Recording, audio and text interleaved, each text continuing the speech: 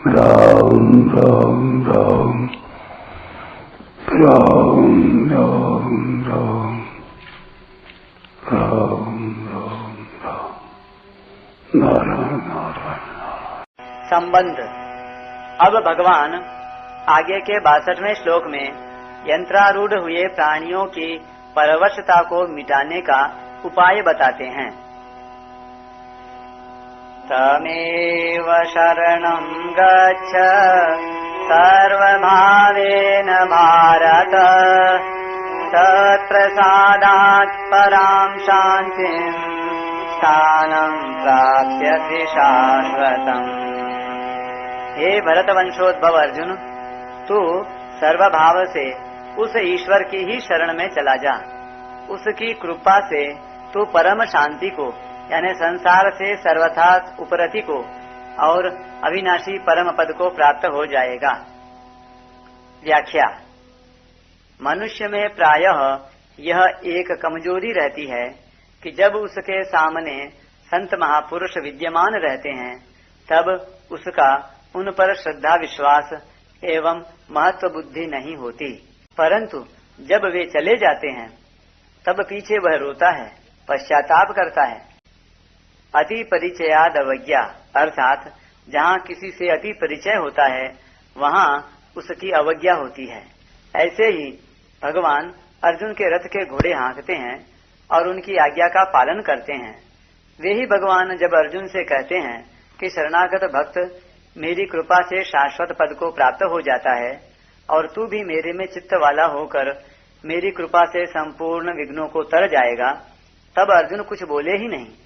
इससे यह संभावना भी हो सकती है कि भगवान के वचनों पर अर्जुन को पूरा विश्वास न हुआ हो। इसी दृष्टि से भगवान को यहाँ अर्जुन के लिए अंतर्यामी ईश्वर की शरण में जाने की बात कहनी पड़ी। तमेव शरणम गच्छ। भगवान कहते हैं कि जो सर्वव्यापक ईश्वर सबके हृदय में विराजमान है और सबका संचालक है, तू उसी की शरण में चला जा। तात्पर्य है कि सांसारिक उत्पत्ति विनाशशील पदार्थ, वस्तु, व्यक्ति, घटना, परिस्थिति आदि किसी का किंचन मात्र भी आश्रय न लेकर केवल अविनाशी परमात्मा का ही आश्रय ले ले। पूर्व श्लोक में यह कहा गया कि मनुष्य जब तक शरीर रूपी यंत्र के साथ मैं मेरापन का संबंध रखता है तब तक ईश्वर अपनी माया से उसको घुमाता रहता है। अब यहाँ एव पद से उसका निषेध करते हुए भगवान अर्जुन से कहते हैं कि शरीर रूपी यंत्र के साथ किंचन मात्र भी मैं मेरापन का संबंध न रखकर तू केवल उस ईश्वर की शरण में चला जा। सर्वभावेन, सर्वभाव से शरण में जाने का तात्पर्य यह हुआ कि मन से उसी परमात्मा का चिंतन हो, शारीरिक क्रियाओं से उसी का पूजन हो, उसी का प्रेम पूर्वक भजन हो और उसके प्रत्येक विधान में परम प्रसन्नता हो। वह विधान चाहे शरीर, इंद्रियां, मन आदि के अनुकूल हो चाहे प्रतिकूल हो, उसे भगवान का ही किया हुआ मानकर खूब प्रसन्न हो जाए कि अहो भगवान की मेरे पर कितनी कृपा है कि मेरे से बिना पूछे ही मेरे मन, बुद्धि आदि के विपरीत जानते हुए भी केवल मेरे हित की भावना से मेरा परम कल्याण करने के लिए उन्होंने ऐसा विधान किया है। तत्प्रसादात् पराम शांतिम स्थानम प्राप्स्यसि शाश्वतम। भगवान ने पहले यह कह दिया था कि मेरी कृपा से शाश्वत पद की प्राप्ति हो जाती है और मेरी कृपा से तू संपूर्ण विघ्नों से तर जाएगा। वही बात यहाँ कहते हैं कि उस अंतर्यामी परमात्मा की कृपा से तू परम शांति और शाश्वत स्थान को यानी पद को प्राप्त कर लेगा। गीता में अविनाशी परम पद को ही परा शांति नाम से कहा गया है, परंतु यहाँ भगवान ने परा शांति और शाश्वत स्थान यानी परम पद दोनों का प्रयोग एक साथ किया है। अतः यहाँ परा शांति का अर्थ संसार से सर्वथा उपरति और शाश्वत स्थान का अर्थ परम पद लेना चाहिए। भगवान ने तमेव शरणं गच्छ पदों से अर्जुन को सर्वव्यापी ईश्वर की शरण में जाने के लिए कहा है।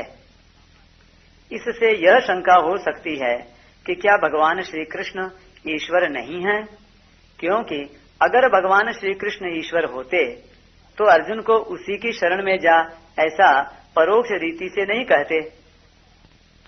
इसका समाधान यह है कि भगवान ने सर्वव्यापक ईश्वर की शरणागति को तो गुह्याद गुह्यतरम अर्थात गुह्य से गुह्यतर कहा है, पर अपनी शरणागति को सर्वगुह्यतमम अर्थात सबसे गुह्यतम कहा है।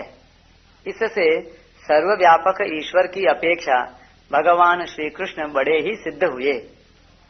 भगवान ने पहले कहा है कि मैं अजन्मा, अविनाशी और संपूर्ण प्राणियों का ईश्वर होते हुए भी अपनी प्रकृति को अधीन करके अपनी योग माया से प्रकट होता हूँ।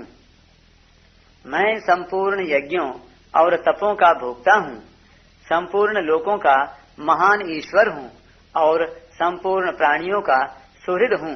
ऐसा मुझे मानने से शांति की प्राप्ति होती है, परंतु जो मुझे संपूर्ण यज्ञों का भोक्ता और सबका मालिक नहीं मानते उनका पतन होता है।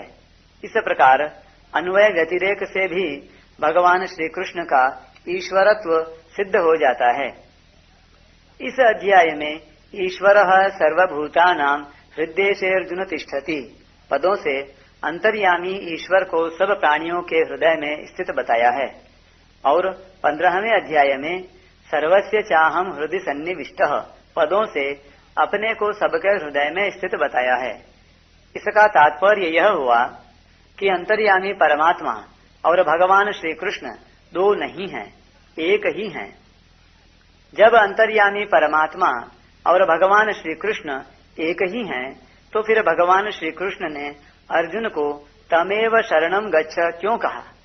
इसका कारण यह है कि पहले 56वें श्लोक में भगवान ने अपनी कृपा से शाश्वत अविनाशी पद की प्राप्ति होने की बात कही और 57वें 58वें श्लोकों में अर्जुन को अपने परायण होने की आज्ञा देकर मेरी कृपा से संपूर्ण विघ्नों को तर जाएगा यह बात कही, परंतु अर्जुन कुछ बोले नहीं, अर्थात उन्होंने कुछ भी स्वीकार नहीं किया।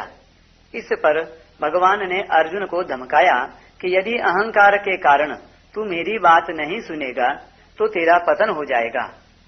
59वें और 60वें श्लोक में कहा कि मैं युद्ध नहीं करूंगा। इस प्रकार अहंकार का आश्रय लेकर किया हुआ तेरा निश्चय भी नहीं टिकेगा और तुझे स्वभावज कर्मों के परवश होकर युद्ध करना ही पड़ेगा। भगवान के इतना कहने पर भी अर्जुन कुछ बोले नहीं, अतः अंत में भगवान को यह कहना पड़ा कि यदि तू मेरी शरण में नहीं आना चाहता तो सबके हृदय में स्थित जो अंतर्यामी परमात्मा है उसी की शरण में तू चला जा।